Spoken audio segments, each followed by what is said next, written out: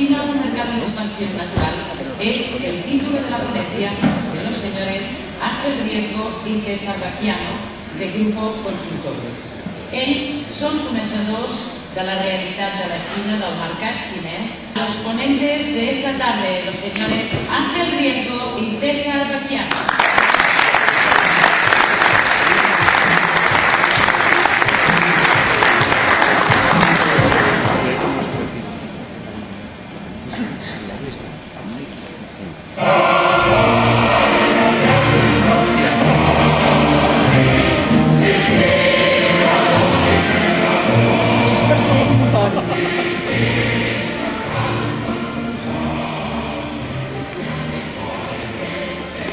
Hoy vamos a hablar de algo que para nosotros ha sido una extraordinaria aventura, pero que para muchos de ustedes puede ser una extraordinaria también oportunidad. Yo creo que todos hemos pensado en China durante muchos años como el país que producía barato, que nos daba comida barata o cosas así, y esto ha cambiado. China tiene hoy una característica mucho más importante. Es el país con más nuevos consumidores. Y eso es lo que todos queremos, ¿no? Que vengan más, alguien nos ha llamado esta mañana, más jefes. Bueno, pues esa es la clave de nuestro interés por China y la clave, creemos, del mundo por este extraordinario país. Vamos a hablar un poco al principio, vamos a intentar introducir nuestra modesta experiencia en China a través de lo que es una primera visión y después os trataremos de contar lo que ha sido la aventura chinesa del Grupo Consultores, la aventura de crear una empresa y desarrollar un estudio profundo sobre cómo es el negocio de la publicidad, de la actividad de las agencias, tanto de publicidad como de medios, en China. Y después nos permitiremos hacer algunos pequeños consejos y algunas pequeñas perspectivas, estimaciones de lo que pueden pasar en ese año tan lejano, utilizando la hoz y el martillo, porque es un país comunista, pragmático pero comunista, y cuando se dice extraordinario, como decimos los de Madrid, fenomenal, ¿no? Yo sé que aquí siempre dicen que los de Madrid decimos fenomenal sin parar, o sea que no lo diré más. Es mucho más que eso. Para empezar, 1 de cada 5 ciudadanos de este mundo es chino. Es chino y es chino de raza, que también es. Hay 1.314 millones de habitantes chinos y eso, bueno, pues es un número que a veces es más fácil de decir que de medir. Entre otras cosas porque el censo chino, cuando se pone a medirlo, tiene un error muestral, un posible error arriba o abajo, que es más o menos la población de los Estados Unidos. Estamos en un país con unidades de medida complicadas y este ha sido uno de nuestros principales problemas, sin lugar a dudas. Pero también es el país que tiene el mayor número de blogs del mundo. Esa es su nueva democracia. Hoy quizá alguien va a hablar de democracia 2.0. Bueno, ellos están haciendo un esfuerzo por comunicarse, por opinar, y los blogs son tan populares. Es un país cargado de comunicación donde allí son extraordinariamente populares. También es el país con más conexiones de Internet del mundo. Pero bien es cierto que muchas de esas conexiones no son a través de un ordenador, no son a través de nuestro PC o de nuestro Mac, sino que son a través del móvil. El móvil es uno de los fenómenos principales en ese país. De momento es el país que más vende móviles en el mundo, donde más móviles se venden. Hay 300 millones de móviles en China. Les pueden parecer muchos, pero son muy pocos, porque solo el 22% de la población todavía tiene móvil. Y ese es el tipo de oportunidades de China. Todavía hay un 78% de ciudadanos, más de 1.000 millones de ciudadanos, que necesitan un móvil, como lo necesita el 100% de los ciudadanos de nuestro país. El móvil ha sido extraordinario en China porque ha sido su primera tecla. Muchos chinos nunca han tenido una televisión, no han llegado a tener una radio y desde luego no han tenido un ordenador, pero han tenido un móvil. Es la primera pantalla y el primer teclado que manejan. Y estas son cosas que hacen que un país se desarrolle de una manera diversa, de una manera diferente a la que nosotros, que hemos ido poquito a poco aprendiendo los distintos maquinillos que nos ponían delante, ¿no? Tiene otra diferencia fundamental, que esta es la más importante de todo.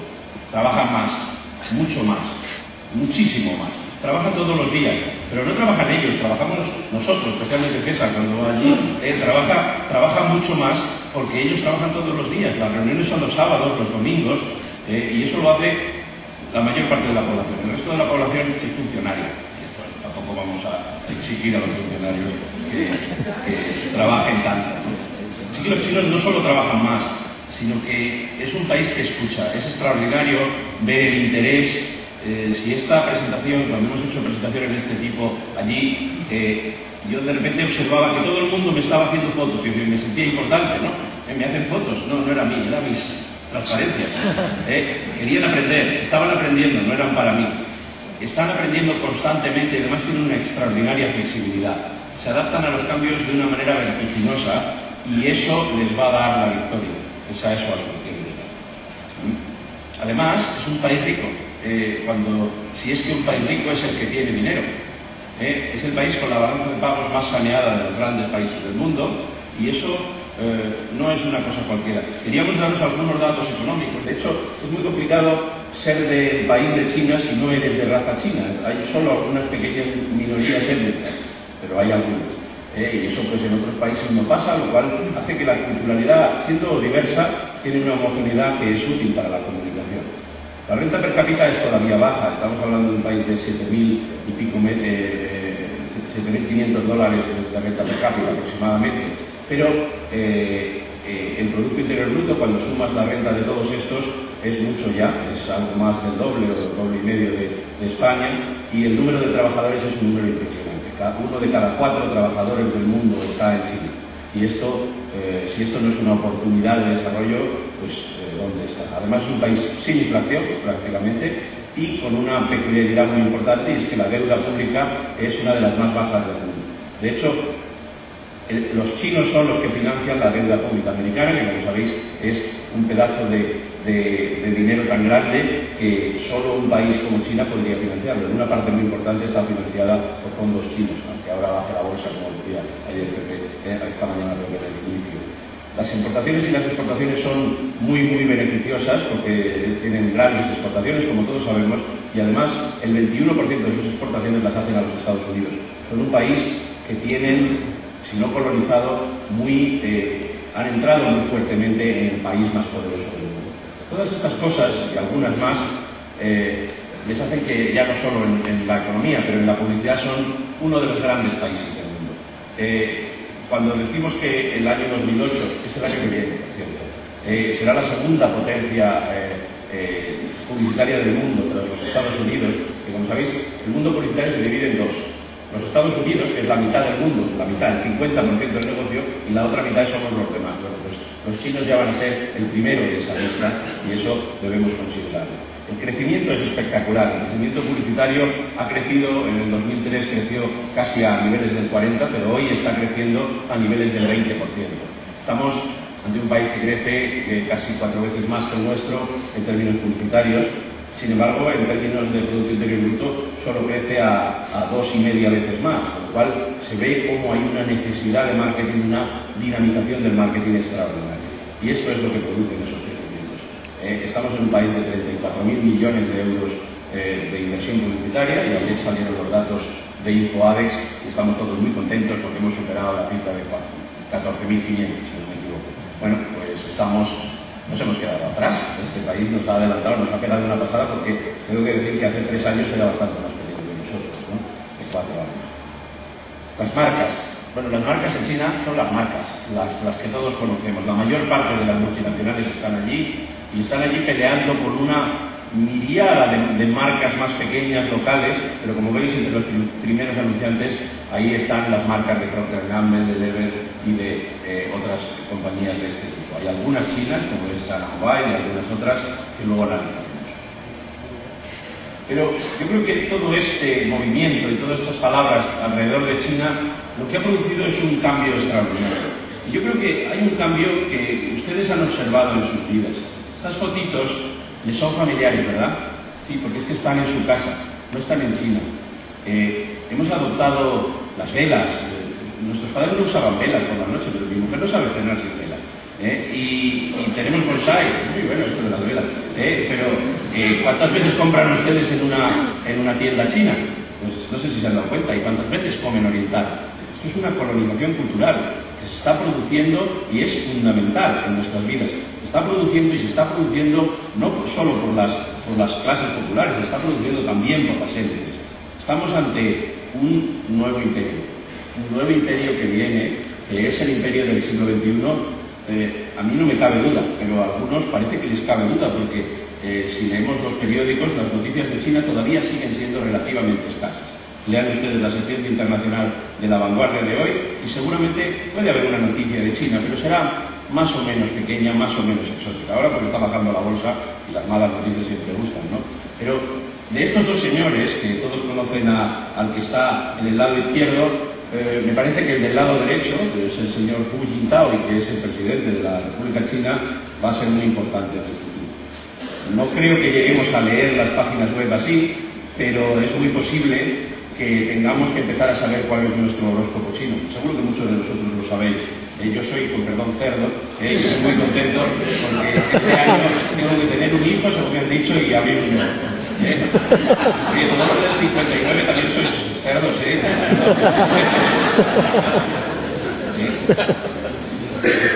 Así que, en mi opinión, lo que está pasando es que este dibujo, que ustedes conocen bien, empieza a ser menos verdad. Este dibujo lo dibujó un portugués y por eso puso a España y a Portugal en el medio del mundo. Estamos en el medio del mundo de toda la vida, ¿no?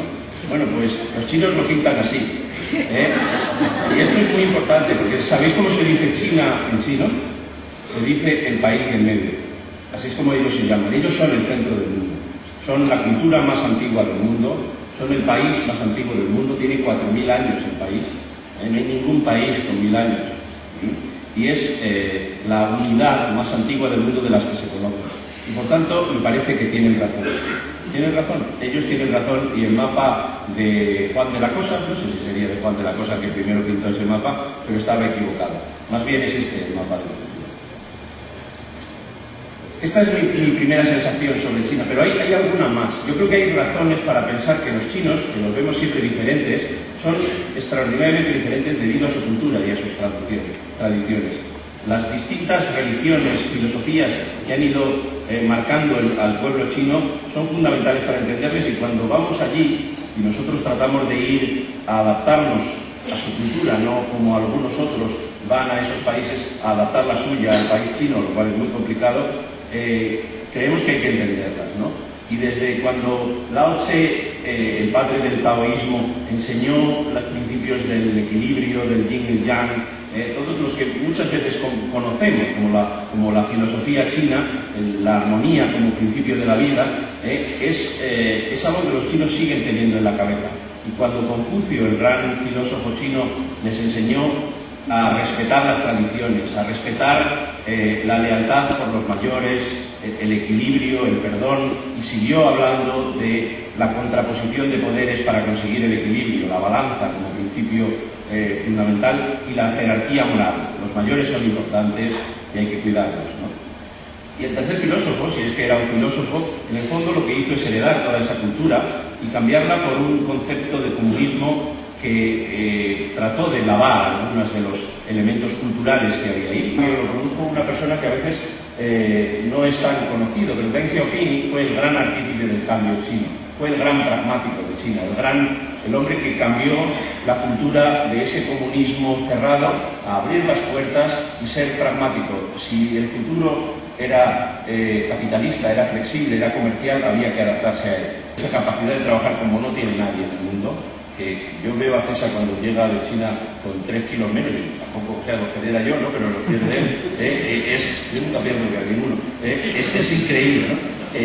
Es muy duro trabajar allí porque realmente se trabaja día y noche, 7 días a la semana, 365 días al año, no, 364, porque hay el día del año nuevo chino, que por cierto fue hace un par de semanas, en el que el mundo estalla, ¿no? Y realmente todavía son muy ineficaces, pero son enormemente comprometidos y son, hay que decir algo que es importante, son un país de hijos únicos. Imaginaros un país, imaginaros que toda esta sala, todos fuéramos hijos únicos. Bueno, en China hay 1.200 millones de hijos únicos, porque está prohibido tener el segundo hijo. Y entonces, eso marca ¿cómo les llaman? Los pequeños emperadores, ¿no? Mi pequeño emperador es el niño de la casa que es cuidado con unas atenciones extraordinarias. Y ahora al niño de la casa, a ese niño de las gafitas, que se ha hecho mayor y que puede abrirse, hacerse rico, la ley es esa: hazte rico rápido. Esta es la ley del chino, y esto lo entiende hasta el gobierno comunista. Las oportunidades son muy grandes, el caos es extraordinario. Hay días que prohíben a los niños ir al colegio por la polución y cosas así, pero realmente estamos ante un país que va a cambiarnos la vida, y esto a veces no lo podemos evitar. La palabra que define a China hoy es esta: dinamismo. Es el país más dinámico del mundo, y el segundo, y el tercero, y el cuarto. Ningún otro país es capaz de hacer el cambio que está produciendo esto. Por eso nosotros hace 3 años casi, en el verano del 2004 decidimos irnos a China y hacer una apuesta extraña. Es decir, todas las consultoras pues hubieran elegido a probar a abrir en Londres o en París, nosotros nos parecía que allí íbamos a ser unos españolitos difíciles de triunfar, y decidimos ir a mercados emergentes. Por eso arrancamos nuestro negocio en China y después lo hemos arrancado en Sao Paulo, en Brasil. Esa fue nuestra apuesta, y el líder de esa apuesta, el hombre que lo ha hecho posible, fue César Baquiano, que está conmigo. Así que ahora yo me tengo que callarme y de darle esta cosa a César. Bueno, pues llegamos a Shanghái como Tintín llega en el otro, un poco perdidos, porque lo que queríamos era investigar. El problema que teníamos en China es que no había listados, no había ficheros, no había bases de datos, pues no había ni páginas amarillas, y queríamos preguntar a los anunciantes qué opinaban sobre las agencias y sobre el mercado publicitario, y nos encontrábamos que no sabíamos a quién preguntar. Pero al final lo conseguimos, y hemos hecho el primer estudio sobre el mercado, las tendencias en el mercado publicitario en China y lo que piensan los anunciantes sobre las agencias de publicidad y las agencias de medios. Es el primer estudio, este año haremos la segunda edición, y lo importante es que entrevistábamos dentro de las empresas anunciantes, conseguimos entrevistar también e identificar a las personas que toman decisiones en cuanto a la contratación y al despido de las agencias. Y hicimos el campo entre el mes de octubre y el mes de enero del 2006, y hemos estado presentando los resultados a lo largo de todo el año en Asia. Es la primera vez que lo contamos en España. Y hemos hecho en total 506 entrevistas. Hemos entrevistado a los 120 anunciantes que nos han hablado sobre sus agencias de publicidad, a 186 anunciantes que nos han hablado sobre sus relaciones con las agencias de medios, y también hemos entrevistado a los profesionales que trabajan en las agencias de publicidad y en las agencias de medios para que ellos también nos den su visión. En algunos casos eran expatriados, en otros casos eran profesionales locales chinos. Las entrevistas las hemos hecho en 3 ciudades, porque es donde se reparte el mercado publicitario en China: en Shanghái, donde están todas las empresas multinacionales, y luego en Beijing, que es donde están las empresas del Estado, y también las empresas multinacionales que quieren estar cerca de los Juegos Olímpicos del año que viene.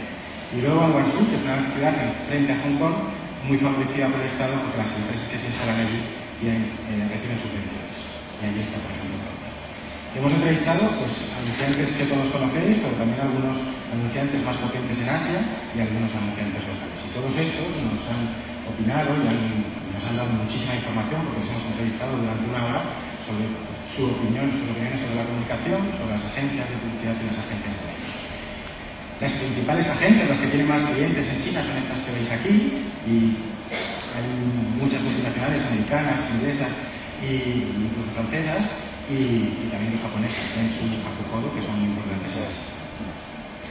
Y os vamos a contar cómo eligen agencia los chinos, y los chinos sobre todo buscan creatividad, buscan ideas, como buscan todos los anunciantes en todo el mundo, pero en China muchísimo más, porque esa barra que en China llega al 100%, en otros países está en torno al 80%. También buscan mucha planificación estratégica, porque ellos, anunciantes, no son tan fuertes en ese área, y buscan unas agencias, y buscan mucha experiencia de la agencia en el mercado, con la competencia, con otras marcas, y también sobre los mercados locales, que ahí es donde hay más debilidad en las agencias, porque no olvidéis que China es un mercado muy complejo, y esas 3 ciudades las agencias las dominan, pero en cuanto salen a las zonas rurales, pues se pierden un poco.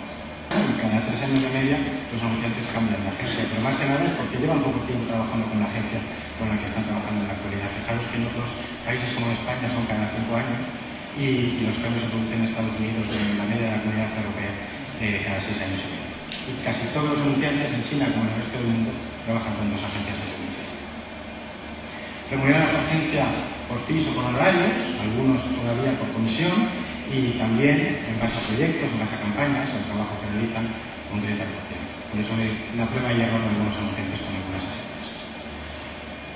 Los anunciantes que están remunerando a su agencia por fees, La media del porcentaje de ese fee calculado en función de la inversión es casi del 10%, que es más alto de lo que es en Occidente. Y ya un 26% de los anunciantes conceden a su agencia, al final del año o al final de la campaña, una remuneración adicional, una remuneración variable, un bonus, que esto es más alto que en España, que solo es del 19%, pero todavía alejado de lo que sucede en Estados Unidos, que es del 50%. La mayoría de los anunciantes están satisfechos con la agencia con la que están trabajando, el nivel de satisfacción es muy alto, pero no tanto como en España, que es del 90%. Y a pesar de que el nivel de satisfacción es alto, los anunciantes en China cambian mucho de agencia. En España solo el 75% de los anunciantes van a cambiar de agencia después de que les entrevistemos. En China, como veis, la mitad de los anunciantes quieren cambiar. Y la principal razón es la creatividad, porque lo que buscan son ideas. En la mayoría de los países las cuentas se ganan por creatividad y se pierden por servicio. En China no. Los anunciantes quieren probar con otras agencias y están constantemente cambiando de agencia. Pues vamos a contar las campañas que más les gustan a los anunciantes chinos. La campaña más destacada por los anunciantes es una campaña de productos lácteos. Hasta hace poco en China no había leche, no había productos lácteos porque no había vacas. Empezaron a llevar de Australia y ahora ya sí que hay yogures, hay quesos, porque pocos. Y ha sido una campaña muy notoria ligada a un programa parecido a lo que es Operación Triunfo en España, y esa ha sido la campaña que más ha gustado, un anunciante local. El resto son anunciantes multinacionales, como veis. Y las agencias más conocidas en China, las tenéis aquí, las que conocen a los anunciantes, y el nivel de conocimiento de las agencias es muy alto. Lo que tenéis que tener en cuenta es que las agencias más conocidas son multinacionales, son nombres que todos conocéis porque son grandes grupos multinacionales de agencias. Hogan, Saatchi y McCann son las tres más mencionadas, GWT y Logo. Y solo hay los locales, que los veis al final de todo, de esas 20 primeras agencias más mencionadas, que son Banco y Nike. En cuanto a la reputación de las agencias, aquí tenéis las agencias más creativas, y la parte roja son las agencias mencionadas por creatividad original y la parte rosa por creatividad eficaz, y Ogilvy vuelve a ser la agencia más mencionada después. Como veis, es una fortaleza muy grande en general del grupo WPP como grupo que fue muy pionero en la entrada. Hubo dos grandes pioneros, uno fue este y otro fue Saatchi & Saatchi, y ambos están bien colocados hoy porque han llegado más pronto. Se ve también la debilidad relativa, en cambio, de todas las agencias del grupo Omnicom, ¿no? Esto es claro en este gráfico.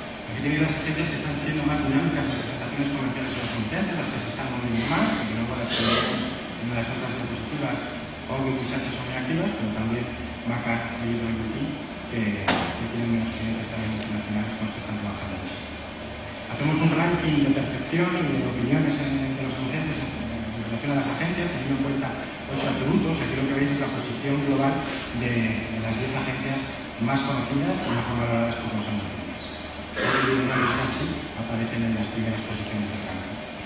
Si vemos un poco de datos del estudio de agencias de medios, de nuevo Zenith y Mindshare, las agencias también que fueron pioneras y que llevan más años establecidas en China, pues también son líderes y son las agencias que cuentan con más clientes y también mayor conocimiento y recuerdo por parte de los anunciantes, las que están más en el top of mind de los anunciantes en China. Las mejores agencias de medios en planificación de medios, Mindshare y Zenith, de nuevo liderando y con gran diferencia respecto al resto, y también son las agencias más creativas en medios, con lo cual veis que hay dos agencias de medios líderes en aquel mercado. También son agencias activas en las presentaciones a los anunciantes, muy activas, sobre todo, fijaros, no paran de ser. Con lo cual, 5 conclusiones rápidas del estudio. Es un mercado muy atractivo, hay muchísimas agencias, más de 15.000. Lo que sí tenéis que tener en cuenta es que las multinacionales son dominantes. Los anunciantes, sobre todo, buscan ideas creativas, pero su pragmatismo les lleva a priorizar los temas de eficacia, la creatividad eficaz. La importancia y la complejidad del mercado de los medios, tener en cuenta que hay más de 3.000 televisiones en China, dan una gran preponderancia a lo que son las agencias de medios. Y el problema y el gran reto de las agencias en China es crear un gran medio en China. El problema no es que las agencias tengan oficinas en las 6 ciudades con más de 10 millones de habitantes, es tener oficinas en las 60 ciudades con más de 3 millones de habitantes. Y eso no es fácil de conseguir. Para finalizar, lo que vamos a hacer es contaros la visión del director de agencia extranjero, expatriado, como dicen ellos, que lleva más tiempo trabajando en China. Es Tom Doctorow, que es presidente de GWT en Shanghái. Y lo que ha hecho es escribir un libro, después de todos esos años, más de 15, de experiencia trabajando en el mercado chino, sobre lo que se debe y lo que no se debe hacer si quieres hacer anuncios en China, sobre todo lo que se debe hacer.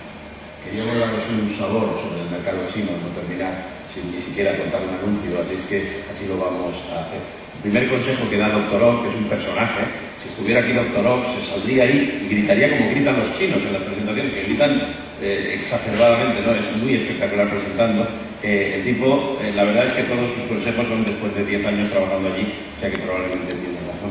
El primero es no enfades a Pekín. Esto es un país comunista y no molestes al jefe, porque allí el jefe sigue siendo ese señor que está ahí en la estatua, aunque se haya muerto.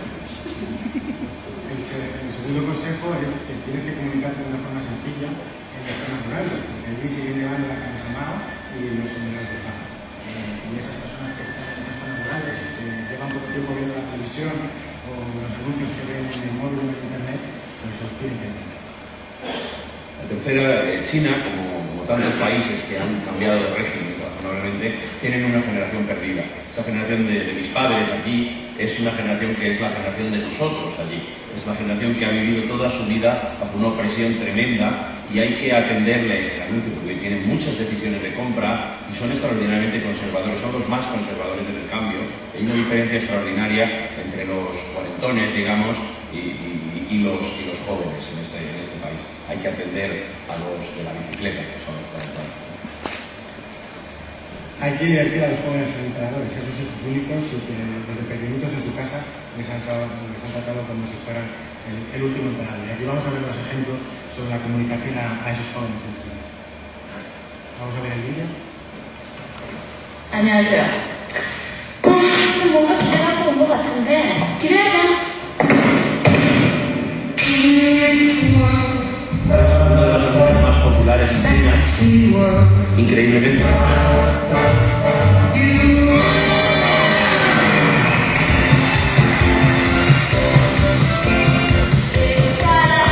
¿Había salido un oso?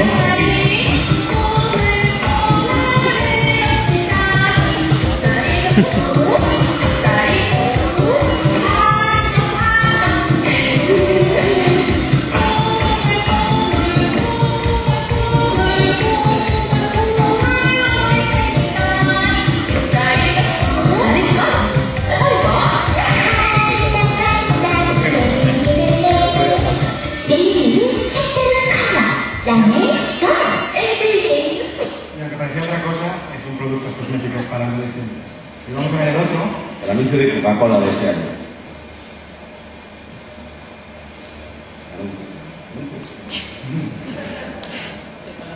越叫人火就越热闹，明白了吗？不要，不要什么意思？不要就是不要。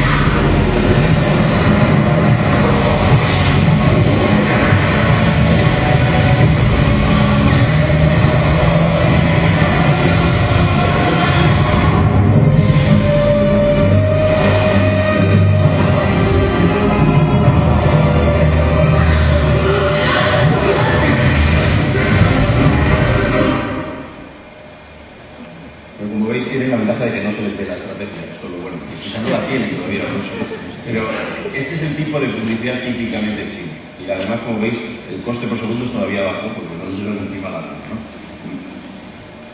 Hay un elemento muy importante en China y es ellos tienen mucha ambición y por tanto hay que prometerles cosas. No es correcto hacer anuncios racionales, anuncios del proceso, del uso de las cosas.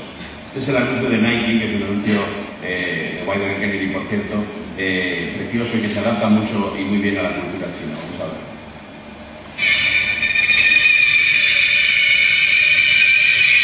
El famoso atleta chino.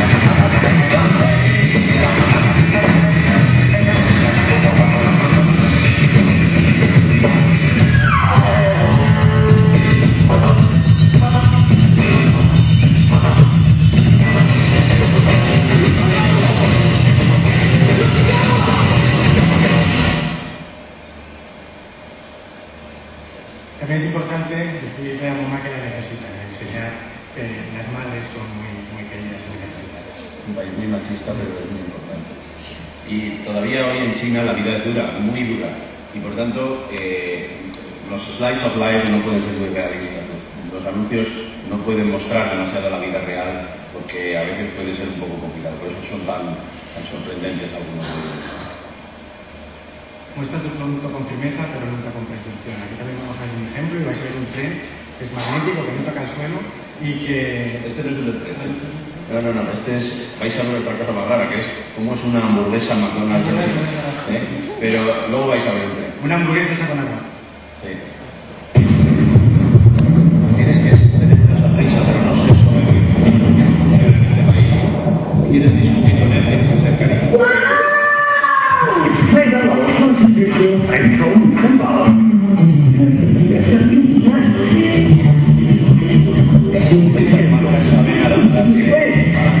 哇哦！这是我的哇哦！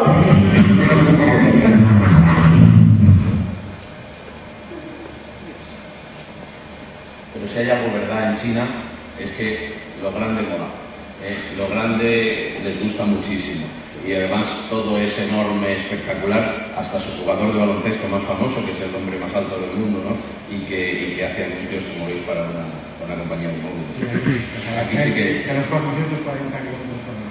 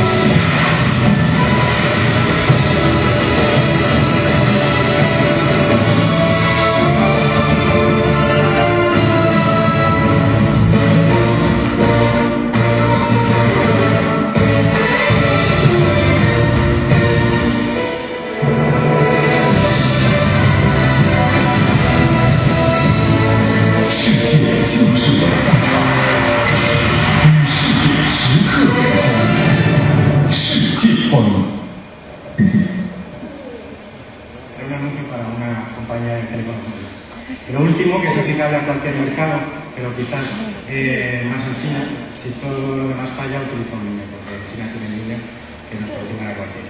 Lo vamos a ver en el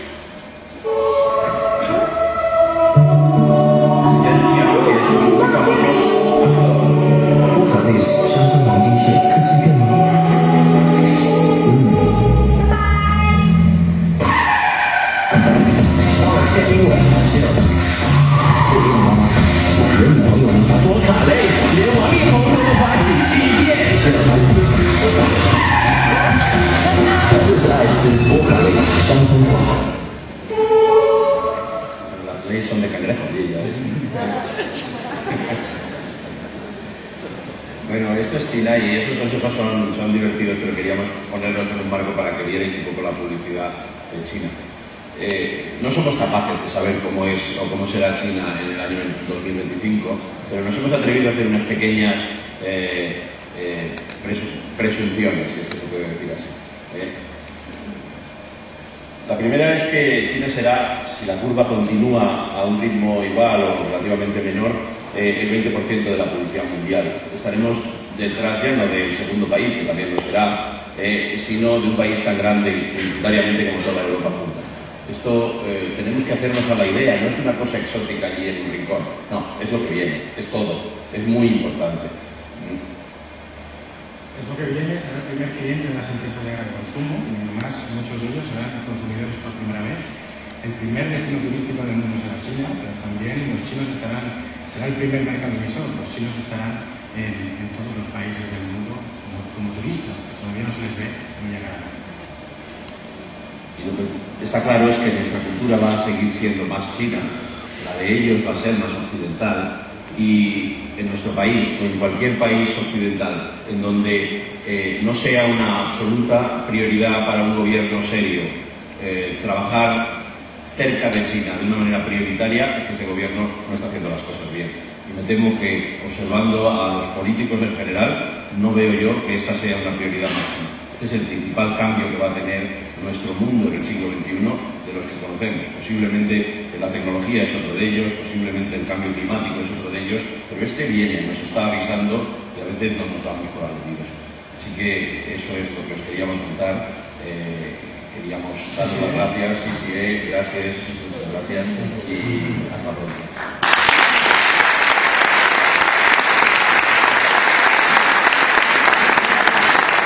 Yo creo que ya hace muchos años Ortega dijo que cuidado que despertar los chinos, tampoco lo dijo él.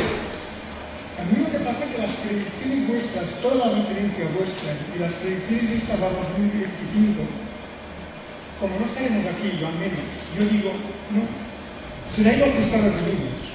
¿Por qué? Las primeras anunciantes son multinacionales, las primeras compañías son multinacionales y todas ellas anglosajonas, las primeras agencias de medios también.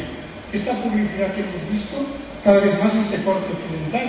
Por lo tanto, lo que habremos conseguido es que como buenos intracomunistas, los occidentales habremos entrado en China y dominaremos toda la comunicación. Esta es una reflexión, una predicción al 2025.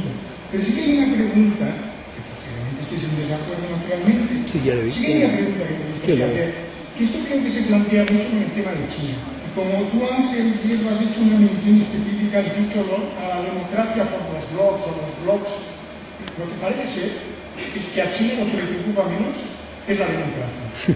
Los derechos humanos, naturalmente, y no voy a hacer un discurso político, pero por aquello de que la publicidad parece que está muy ligada con el libre mercado, y el libre mercado es privativo de la democracia, y a ello me parece, yo he visto referentes que han dicho de la democracia y hablaremos a calendas.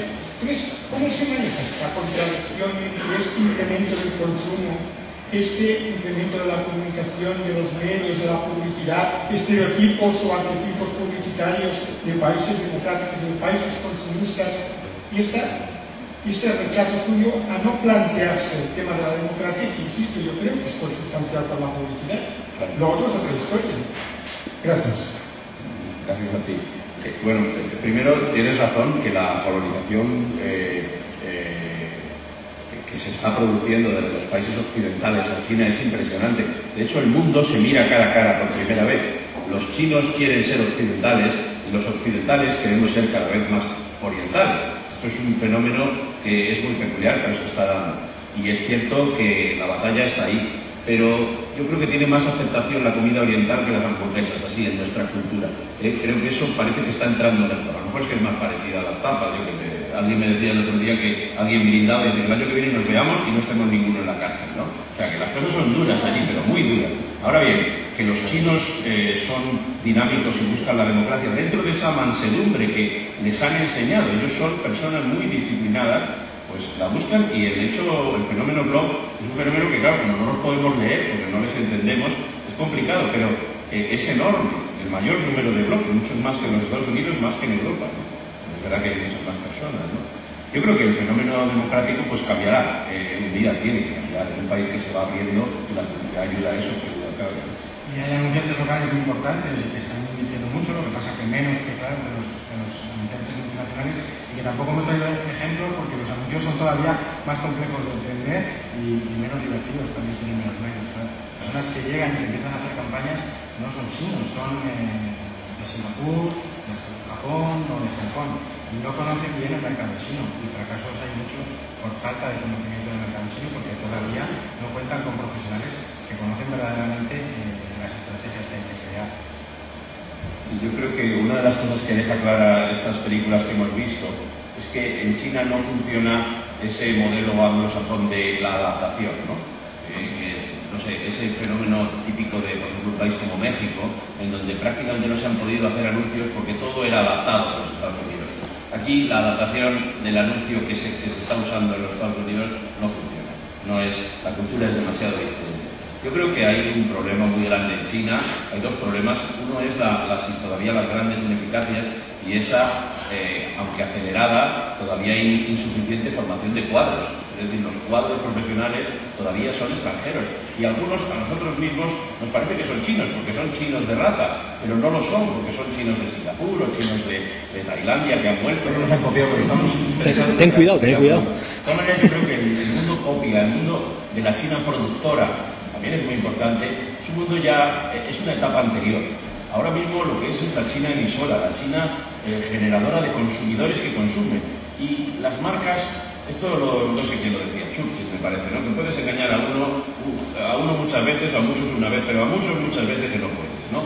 Y al final, pues yo no sé si funcionan o no, pero yo voy a Shanghái y está cargado de tiendas de marcas increíbles. Los chinos adoran las marcas y compran la de verdad. Nosotros nos compramos a lo mejor la camiseta falsa de Justo, pero la de verdad se la compra, el chino compra la de verdad, aunque tenga que hacer un gran esfuerzo, porque si no, no habría todas esas tiendas, grandes almacenes llenos de grandes marcas, ¿no? Yo creo que es un proceso transitorio también de falta de experiencia. Yo creo que no es el principal problema, fíjate. Hombre, al que le copian es un problema.